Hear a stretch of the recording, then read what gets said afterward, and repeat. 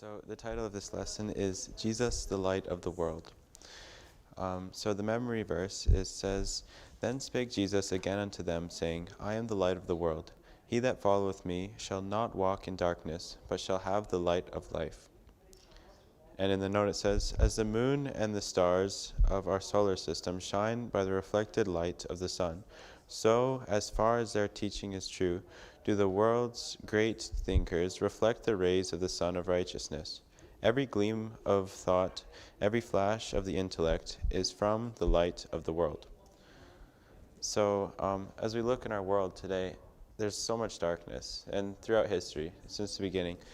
But the only true light that we have is the light of Jesus Christ. And our only true joy, our only true happiness, and our only chance of salvation, it all comes from this light.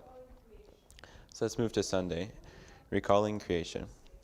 What did God create? What did God on the first day of creation? So what did God create on the first day of creation? Brother Rob? Light was created. Mm-hmm. Yeah, and what was the significance of this light? To light the world. Yeah, So so there's light in the world, so we won't be in darkness here on this planet. yeah, because without light you have nothing. You can't, no matter how beautiful the world was, it doesn't matter because without the light you can't see all the creation that God made.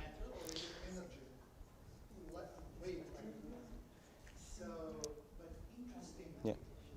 Amen said God created two lights. One greater light was the called day, and less light was called night, and he separated them. Mm-hmm. Yeah. Sorry, Brother David is first. One thing also we should realize in this creation and the light that was created, the stars and the moon do not have light, right? They don't have light. So the light that is coming from the moon and the stars is reflected from the sun. That is a major topic. And that's why the opening statement of the Spirit of Prophecy clarifies very well that we can be as humans as we can, whatever thoughts, inspiration, insights that we can deduce from the Bible, we are just drawing and reflecting the light that is coming from Jesus Christ. And also, light and darkness, they cannot be together, right? Just from creation. As soon as light was there, darkness disappeared immediately. I just wanted to say that Genesis 1, and they see where the Almighty said, let there be light. Sometimes they're wondering, what is that light? Because the luminaries weren't made until the fourth day. As everyone has stated, the sun and the moon, they came into existence on the fourth day. On day one, we created light. That's a very logical type of the things. Yeah, many people that today worshiping the sun, right? The things, yeah. But here in the Genesis, we try to show somebody is greater than the sun. Yeah. It's before the was sun there and the things, yeah. And we should worship that one who create everything, not worshiping the sun and other planets. Who was present at the creation of the world, not as a mere observer, but as an active participant?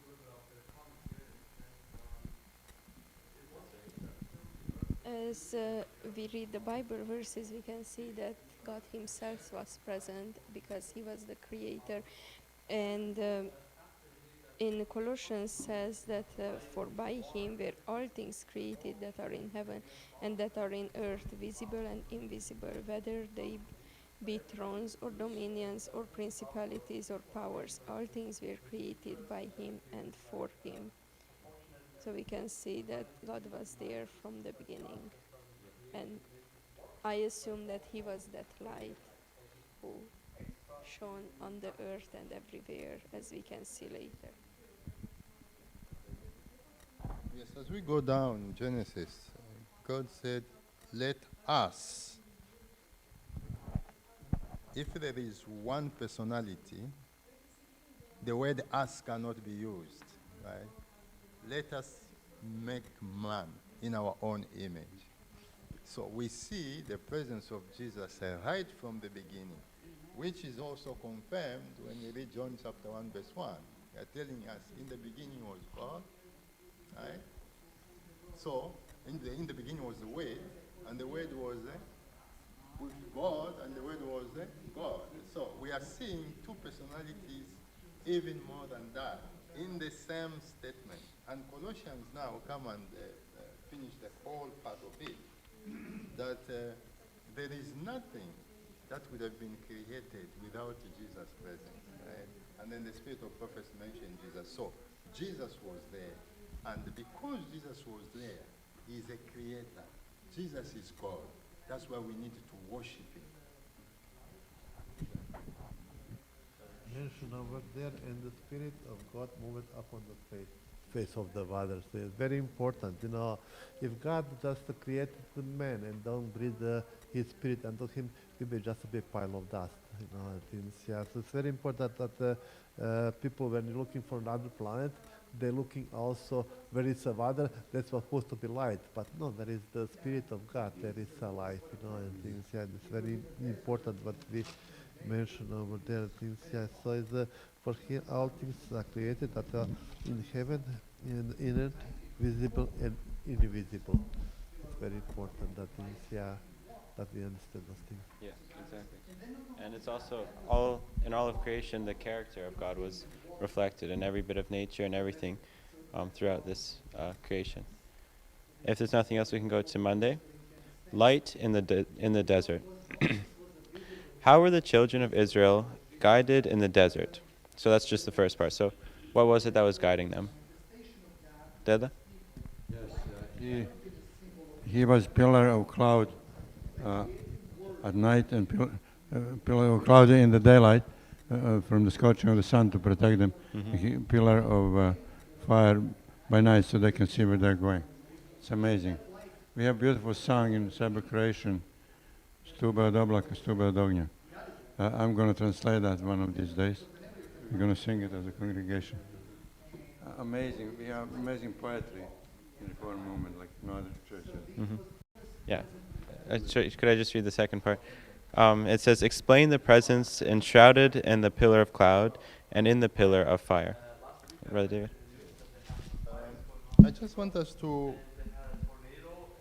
realize what was happening here. I lived in the desert, the Kalahari Desert in Botswana, for some years, more than 10 years. What happens there? You are just seeing the sky meeting with the ground because there are no trees, it's just shrubs and so on, grass only. Right? You don't have a clue to say that this is a tree, it is on the left. But then at this time, remember, there was no compass, no GPS, right? So God was leading them himself during the day. It was a cloud, right? Yeah, that was guiding them, giving them good shade, and it's moving actually. It's moving with them, it's giving them direction. And at night also, it was a pillar of fire. The characteristic of any desert, during the day it is extremely hot. And at night, it's very cold. But this is how God is. Now, in that pillar and in the fire was the presence of Jesus Christ. Exactly. Yeah.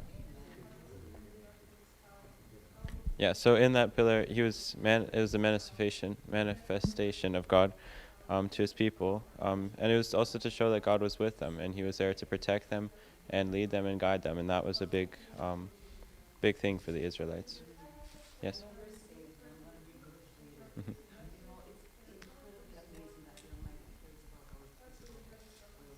Just like Roger said, in the desert, in the day, it's extremely hot. What did the Lord do? He provided them shade. Protect them from the direct oppressive heat of the sun. And at night, when it's extremely cold, they don't have, central heat like we use, or, they can light a fire, I don't know. But he provided them that fire, to keep them warm. That's amazing. The Lord cares about every aspect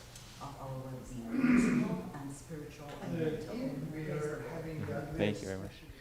So we can go to question B. What is written about Christ's presence with Israel in the desert, and what protection did God promise to his people? Sister Rita? As it was already mentioned, he provided protection through the cloud and through the fire. But in Isaiah, we have a prophecy which can apply for us, and it says, "And the Lord will create upon every dwelling place of Mount Zion and upon her assemblies a cloud and smoke by day and the shining of a flaming fire by night, for upon all the glory shall be a defense." And if we read in the note, we can see that by this cloud and this fire, God can protect his people in the great final struggle with the powers of evil. Yeah, so it's more than just our physical needs, it's our spiritual needs as well. Brother David? Yeah. Yes, just to emphasize on the spiritual part that we have. Question A was mentioning Jesus is still providing protection and so on. But question B is looking exactly at the spiritual need and the protection that we'll have. Jesus has already conquered for us, right? He is there to give us protection. Salvation is within our reach. He has given to us free. So the one who has started this way is going to finish it up. It is just up to us to surrender to Christ. Thank you. Yes, Brother Yadomir? That note very important that they were on the journey from Egypt to the promised land, right? And Jesus was the way, right? Yeah. So every day it's supposed to be further from the Egypt and closer to the things. Yeah. The light was progressing, the things. Yeah. And so we had to follow Jesus Christ. If we run before him, it's not good. If we delay and don't follow him, it's not good. In both cases, we will be lost and don't have his protection. Thank you. Yeah. So we can go to question C. How did Christ manifest himself at Sinai, and how did Moses and the people react?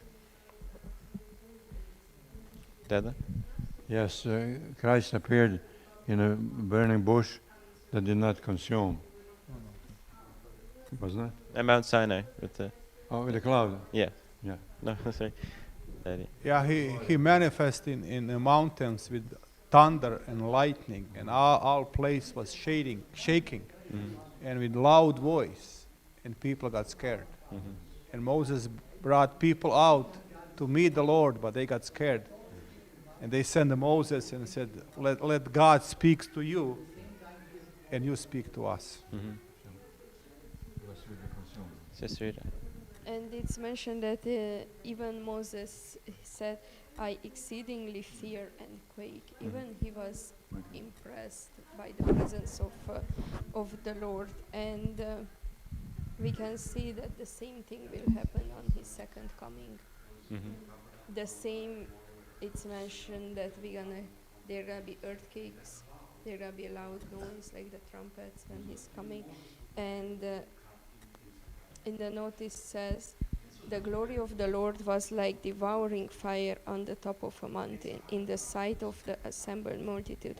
So terrible were the tokens of Jehovah's presence that the hosts of Israel shook with fear and fell upon their faces before the Lord." Thank you. So, yeah. I was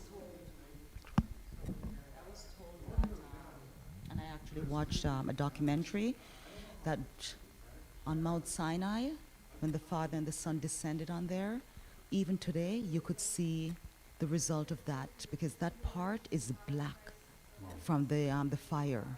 You know, so this was a real manifestation of the glory, the glorious presence of the Almighty. You know, even now, if anyone doubts, you know, it's right there that we could see that Christ and the Father was actually there. It's just incredible. So, Yadomir was first. Yeah, it is interesting how that Jesus, no man see God and live, like the things, yeah. But Jesus Christ, as a God, he come in the modified form that he can still communicate with us and the things, yeah, that are there. But even he showed himself on the Mount Zion, you know, when he showed himself, when they come there to arrest him in the garden of Gethsemane, or when he come there on the Mount of Transfiguration. He just showed the glimpse of the things what will happen, right? But it's coming there when he will come here with the full power and his full glory, and no man who is uncomfortable able to stand. Yeah. Sorry, Dada. Yes, there's a beautiful verse of promise of what Christ said, to which man I shall look upon or be mindful of, to him that is trembling at my word, that is of a contrite heart, and mixed spirit. So in other words, we should be humble. He has showed you, man, what the Lord requires of thee. But I think it's in Haggai. But to walk humbly before the Lord and to love mercy and justice. I remember when I was about 13 years old, 1963, we had in Croatia, in a village, we had thunders and lightnings whole night. How would you like to experience that? I said, Mom, this is like Second World War. I was just born right after Second World War. Didn't experience this shootings and rockets and cannons, what have you. But I was trembling. It woke me up. I couldn't sleep whole night. And I also experienced earthquake. Once in the 1963 or 2, in the same Kovačevac, we had 80, sorry, I was too loud, I'm sorry. Where we had 80 people every Sabbath. One Sabbath, the hills were jumping up and down like waves of the earth, waves of the sea. So, God is in all these forces of nature. We should have a reverence for Him. Not to be afraid in a sense of that He's going to consume us, but in a sense that He's awesome God and we need to tremble before Him, walking humbly before Him. Brother David? The Bible has given us the manifestation of God at this particular time. We are told there was thunders, lightning, thick cloud, and the voice of the trumpet. Right? Even today, there are so many people who are afraid of thunder. It's only that since I came this side, I haven't seen much of it. But in Africa, we've got a lot of thunder happening there. Every time that there is rain, there should be thunder. And the destruction is so severe, right? So this manifestation, even amongst us, we are afraid of thunder. There are adult people, whenever it starts just thundering, they have to go and sleep and cover themselves. But then at this time, everybody was exceedingly afraid because the manifestation was so great that people did not want any more to do with God. Right? They wanted now Moses only to deal with God. Yes, sir.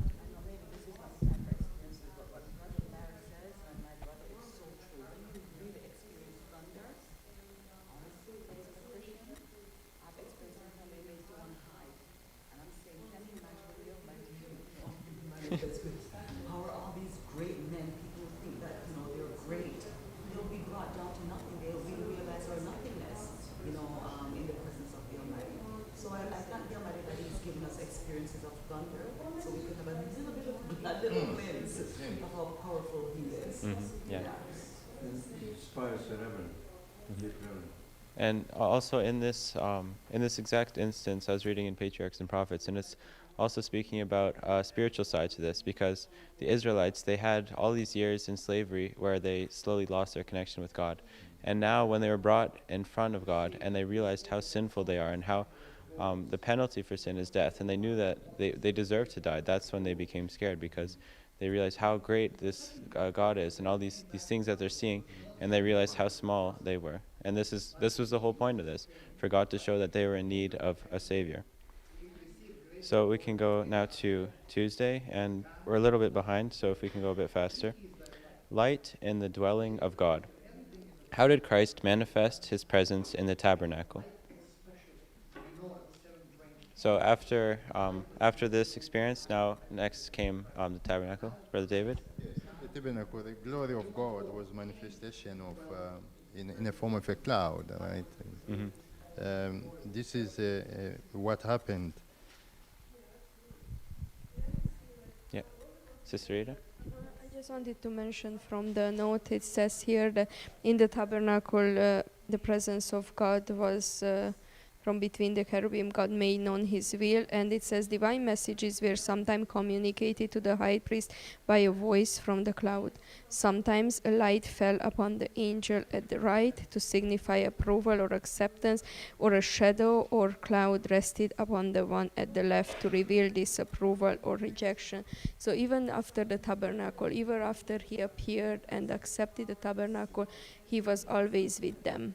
And he was always there to communicate and show his acceptance or his rejection of certain things what the Israelites. The same with us today. He's always here, even though we cannot see like so visible a light shining, but he is always here with us. Thank you. Yeah, and again with the experience of the tabernacle, so Moses received the instructions, and they were all the Israelites gave gifts and offerings, and they put so much work into it, and everyone gave their services, whatever they could do, they helped. And after that, they had different services and offerings, and they were praising God. And now when it was finally complete, then they saw the presence of God here. And it says that when they saw this, they just stood, and there was no loud rejoicing or anything. They just stood in awe, and they were looking at this magnificent sight, because it was such an amazing thing. Dada? I noticed in the verses and also in the note, talks about that they used all kinds of instruments of music. That suggests that we should not exempt any, keep accordion out of band or, big acoustic bass out of band, or even electric guitars out of band. It's nonsense. God wants all these instruments to bring power and rhythm and meaning and energy, divine energy. Thank you. You know what I'm talking about? Don't be fanatical and put away some instrument. They were all included in here. And God didn't forbid them. They were all instruments. It doesn't says only certain instruments. Be careful not to go to fanaticism. Yeah. So, like next week, we have the dedication of that church. Yeah, Are it's you very ready for similar. something like that happen here? Like it is. But we had to just go there. Like we had to also dedicate our life. The things. Yeah, very important. The church is dedicated, but we also had to dedicate our life to God, and the things that's very important. Things. If Moses was not able to enter inside because the glory of God was there, right? Things. Yeah. Then how about us? And we know that when Moses spent time with God, right? His forehead was shining, right? And people were not able to even look at him. It is that's very, very important that we just have the fortress with what kind of God we're dealing with, right? It is, yeah. And had to stop playing the church and take this more seriously. Yeah, exactly. We can go to question B. What happened later when the temple was dedicated? Sister Rita? The same thing. This temple was made according to God's will, and he came down, and it says a fire came down from heaven and consumed the burnt offering and the sacrifices, and the glory of the Lord filled the house. And we know that this is not the first time when fire came down for heaven to accept sacrifices. We saw that even before, if we read through the Bible. But what I underlined here, it says, it is impossible to describe the beauty and splendor of this tabernacle. There, as in the tabernacle, the sacred ark was borne in solemn reverential order and set in its place beneath the wings of the two steadily cherubim that stood upon the floor. The sacred choir united their voices with all kinds of musical instruments in praise to God. All kinds of instruments. I can't even imagine that solemnity what was there. Sometime when we had when I was in school, like high school, and we had some musical concert, and a few times it happened to be in like those big churches, and the solemnity what we can see there, I can't even imagine how it was in that tabernacle, in that new temple what Solomon built for God. Thank you very much. So we can move now. That answers question B for Tuesday, so we can go to Wednesday. The light of the gospel. What message of Christ in John 8:12 brings us great hope?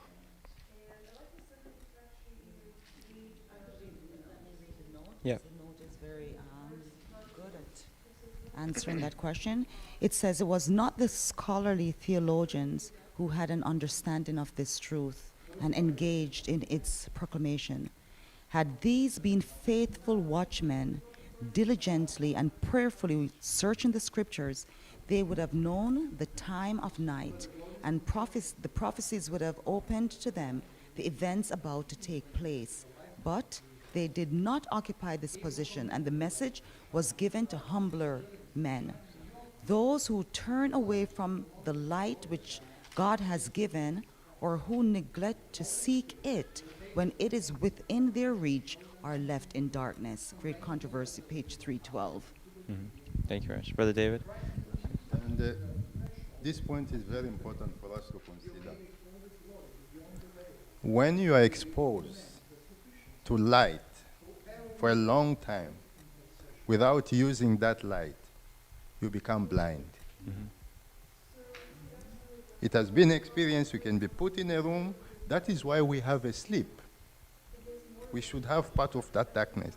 Because we are not using that light, we close our eyes. But then, if you are just exposed to light, and you are not using that light becomes darkness. This is why Christ said, I am the light of the world. And anyone who goes to the light of the world, who is Jesus Christ, we have life. Plants cannot survive without the light, right? You've seen plants, of course. There may be some few exceptions here and there, plants that can grow even when there's no light. But then, light gives life to the plants, right? And light is the one that is giving us life. So when we move away from Christ, we are moving away from light, and the darkness will come. And these two, they've never been together. We can experience it in the darkness, in the room. As soon as you switch on the light, what happens? Darkness has to run away.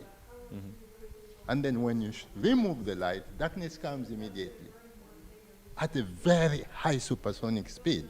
So we need Christ in our lives. We need the light of righteousness in our lives for us to have life. Thank you. Yeah, Brother Yerma?